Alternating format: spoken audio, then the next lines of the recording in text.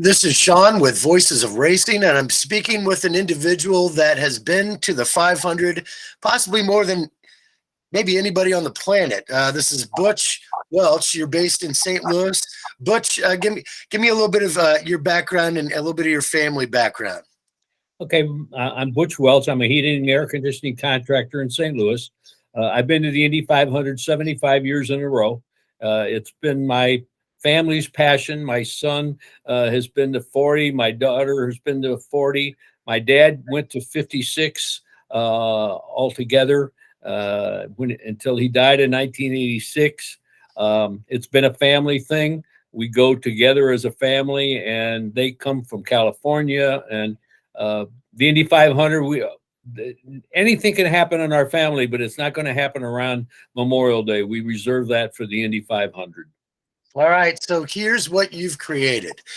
We've got a book that is, I think it's about 115, 120 pages. Is it close to about that, about 100,000 words. Is that right? That's right, yes. And in over 500 never published photographs. I'm proud to say these are all photographs that my family or a couple of friends have made and from our location. So these are not pictures that anyone would find anyplace else. And I decided that since my life had kind of revolved around the Indy 500, it would be fun to sit down and start writing about the memories I've had since going for the first time in 1948. And I enjoyed every minute of writing the book, I must say. All right, so the book itself, it's a larger coffee table size book. What's the dimensions of the book? 11 by 14. 11 by 14, and on the cover is an individual that has a lot of artistic Indy 500 rendition paintings that you met on the track, Randy Owens. Why don't you give a little bit of a backstory about your connection with Randy and how you've chosen these photos for the cover? Randy and I met at a race, and I loved his artwork. I think he has the best renditions of Indy 500 artwork. And so I started buying them about 20 years ago. And I think I probably have about the largest collection of his. I have probably 40 to 45 of his pieces of art. I absolutely love him. As a result, I've gotten to know him, and we've invited him to sit up with us in our seats a few times, which he has.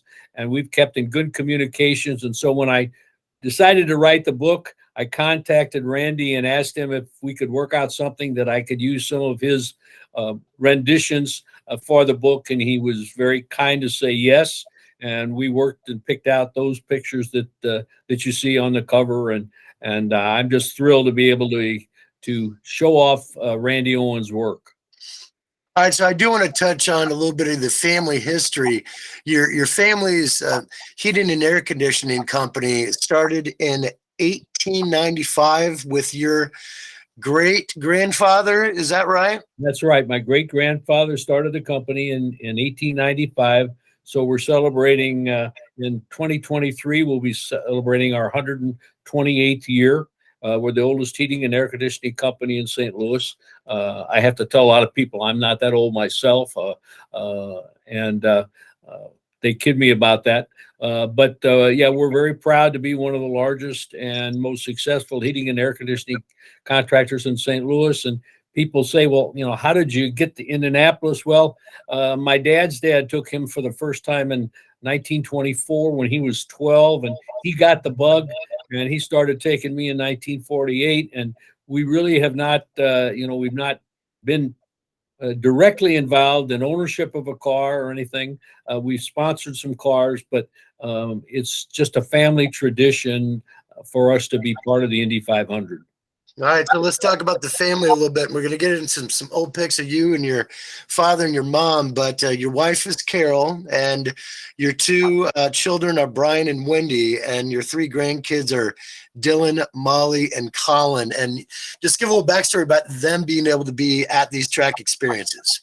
Well, it is a family thing for us. Our son's been to 40 plus races, and the last since 1996, which is quite a time, 26 years. He's had to come from California because he works for the Boeing company in California, but he comes in for the race since they had their son. They brought their son for the first time to the track when he was only 2.5 years old. He didn't go to the race that year, but he went to his first race when he's 5, and he's been going to the race ever since. Our other grandson and granddaughter did not catch the bug quite as much as we have, but their mom, Wendy, our daughter, and her husband, Matt, they've come every year themselves, and they've brought Molly and Dylan a couple of times now, and they've really enjoyed it. So it really is a family get together when we and traditions that we do every year are something that are part of the Welsch family. Okay, so let's look a little bit of the book. Here is the back cover of the book. And this is the Parnelli Jones won in 1963, and this is the shot of him winning. Is that right? And what else would you like to say about the back cover? Well, I think the highlight of the back cover is that my wife Carol is there in the red sweater holding a newspaper, and that newspaper says Parnelli Jones wins the 500. At that time, the Indianapolis News was able to print a picture of the winner on the paper and helicopter them out to the infield so that the driver could be holding the paper while he was being photographed in Victory Lane. And then also they had another helicopter would fly papers out to near the entrance so that as you left the track, you could pick up a paper that gave the story of the winner. And then it had stories, because at that time they printed 6 or 7, the race is long enough that they printed 6 or 7 editions, with the final one being who the winner was. And that was always fun.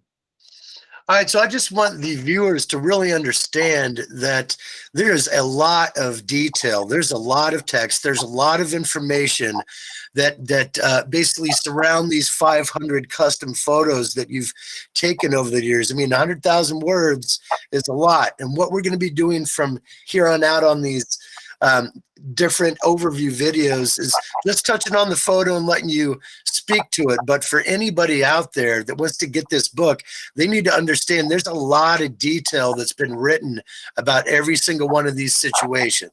So we're going to start out with the first one of your father, who looks a little bit taller than you. How tall is your father, by the way?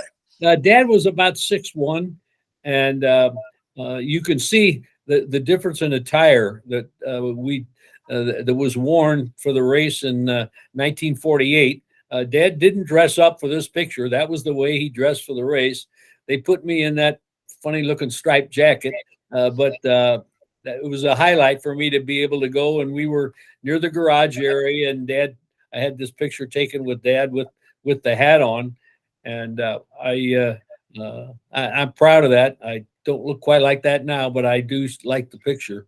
Yeah, it's a great shot. So your mom, why would she have a briefcase with you down on the track? That's something I just kind of really noticed. But where were you on the track, and what's in the case?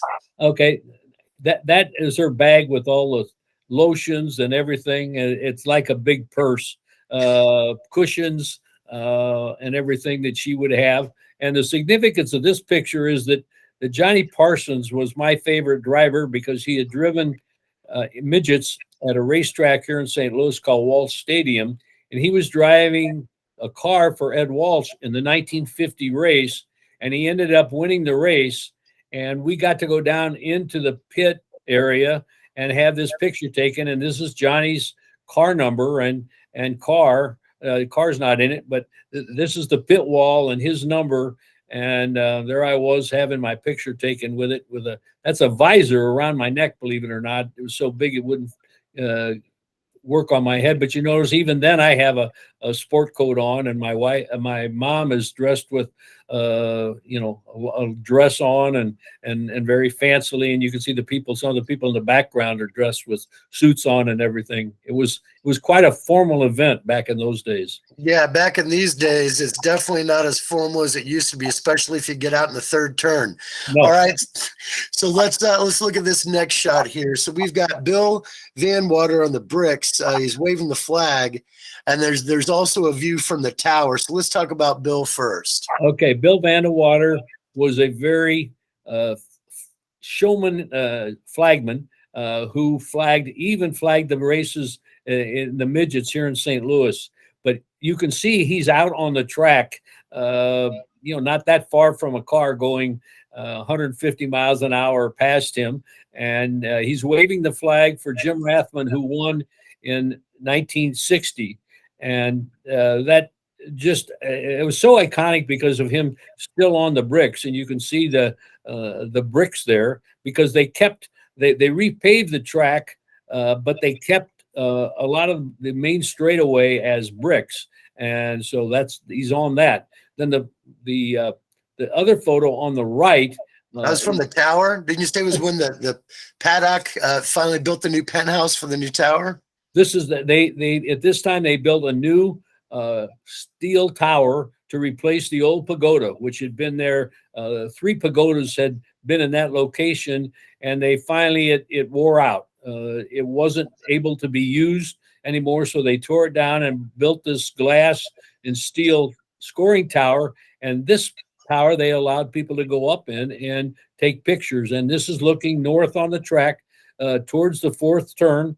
And you can see the old wooden grandstands on the outside, which eventually would be torn down and replaced with the paddock penthouse, which we'll talk about later. I have some pictures from there.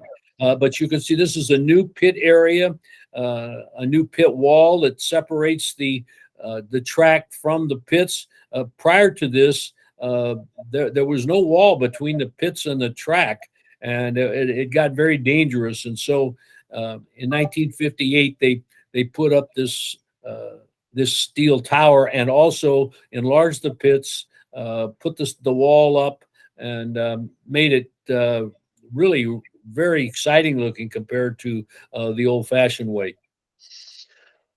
So here is an old Polaroid that was taken at your company facility in St. Louis when the Bryant car was brought to the facility. Is that right? And what year was this? This was in 1958. Bryant was based in Indianapolis. Bryant is a heating and air conditioning supplier, and they were based in Indianapolis. And because of their connection in Indianapolis, they decided to sponsor a race car, and they sponsored this car, which was not a first place race car, but it was a well-maintained race car. That's the mechanic, Joe Scopa, behind it. And they finished the first 2 years with this car. They finished 9th and 8th, which was very respectable. And part of their deal was that the mechanic, Joe Scopa, in the picture, brought the car around to various dealerships in the Midwest. And since we were their largest dealer in St. Louis area, and also by far their biggest race fans in the St. Louis area, we were able to have the car in our garage at our shop. And we had a little reception and had customers there to see it. And then my dad got to go down and take it on one of the television stations, and they got to wheel it into the TV station studio, which was pretty cool. I had to stay and work, so I didn't get to do that. But it was quite exciting for Bryant to be involved in racing for the first time, and they've been involved ever since. They still sponsor a car and driver even up to 2022. I think it's ironic that their logo was red and the Polaroid ended up being red to kind of showcase that look. Yeah, right? It's very red. Yeah, so here's the next shot here. It's the start of 1959, Indy 500. And I know you love the look of this with the tower in the background and just the classic shot of all 33 cars lined up, ready to go. Yep. And you can see on the top level of that steel and glass scoring tower, that was open to the public during qualifying. And that's where I got that other picture from that is looking down the track or up the track towards the 4th turn. This picture is from our seats in Grandstand A. We're in the 4th row of the Grandstand A penthouse. And this is kind of classic because it shows how the cars really lined up in 11 rows of 3 back in those days. They tend to be a little more scattered today because they're going faster. In the interest of safety, the chief stewards have put some distance between them. They try to keep about 100 feet between them. But you can see here, if you look at the first 2 rows, they're in a very small space. And this is exactly what the Indy 500 means right here. This is when you're blood starts to curdle and the hair on the back of your neck stands up. Yeah, the cars are roaring. Now, do you have any idea what that pace car was? I'm trying to identify that. Do you remember, maybe what that style or model was for that year? I do not remember that particular year. I do have a chart of what they were, but I haven't bothered to look. But that one, that's a typical iconic pace car with the with the top down, a convertible, and one of the stewards there, you can see on the back of the car signaling to the drivers where they stand, and the fact that they'll be probably going in on the next time around. The pace car will pull in up at the entrance to the pits there and let them all go. All right, so this next shot is your new seats. Let's talk about this one first. You and is it your wife and who else is with you? And that's in the penthouse of the pagoda? This is the paddock penthouse, which was built in 1961. It replaced that wood grandstand that you could see in that other picture. And we moved from the penthouse A to these seats. And through the help of Bryant, we managed to get the first 4 seats in the first row of box 12 to be exact. And that's me on the left end, my wife, Carol, my mom, May, and then my dad, Vincent, on the right. And we love those seats to the extent that we still have those seats today. The seating system itself has changed a little bit. You can see there they had folding chairs. They got rid of the folding chairs and put aluminum bleachers in, and then they decided to get modern. And 2016, for their 100th anniversary, they put in stadium seats that even have cup holders. We have nice plastic seats with cup holders, which is an upgrade from what we've had before. But the view from there is what is spectacular. We're about 100 feet south of the start-finish line, and we have some tremendous pictures of finishes that we've gotten because we're in that location. Yeah, and then you've got the shot of your wife, Carol, out at the front entrance the day after before you leave. Is that a little bit of the backstory? Yeah, we in 1963, we were going to be married in 2 weeks, but we went out to the track the day after the race and decided to get a picture at the entrance. And that's my wife, Carol, and my 1962 Corvair. And like I say, we're about to be married, and she became a real racing housewife, like it or not. All right, so the next shot we're going to bring up is going to be in part 2 of this series, and it's of you and is it your wife or it's your wife driving on the track? Is that right? That's right. Okay, so we're going to close this out, and everybody go to part 2, and I hope you enjoy the rest of this road of the memories of a fan for the Indianapolis 500.